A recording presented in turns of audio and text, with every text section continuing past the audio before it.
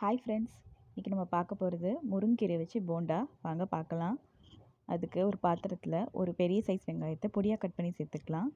2 கைப்பிடி அளவுக்கு முருங்கைக்கீரை, 1 டீஸ்பூன் அளவுக்கு இஞ்சி பூண்டு பேஸ்ட், தேவையான அளவு உப்பு, 1 கப் கடலை மாவு, 1/4 கப் அரிசி மாவு, ஒரு 1/2 டீஸ்பூன் சோம்பு, 1/2 டீஸ்பூன் வெறும் மிளகாய் தூள், ஒரு 1/4 டீஸ்பூன் அளவுக்கு குக்கிங் சோடா, இதெல்லாம் சேர்த்து ஒன்றா மிக்ஸ் பண்ணி விட்டுக்கலாம்.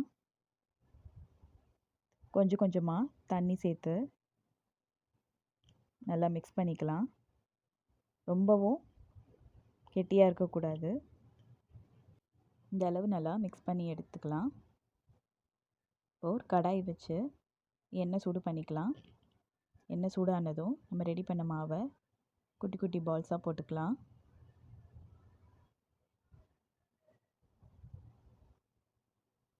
இதெல்லாம் சேர்த்ததுக்கப்புறமா ஒரு பக்கம் குக் ஆனதும் அடுத்த பக்கம் திருப்பி விட்டுக்கலாம். மீடியம் ஹீட்டில் வச்சு குக் பண்ணிக்கலாம். அப்போ தான் உள்ளே குக் ஆகும். இப்போது நல்லா மேலே கிறிஸ்பி ஆகிட்டு வந்ததும் இதை தனியாக எடுத்துக்கலாம்.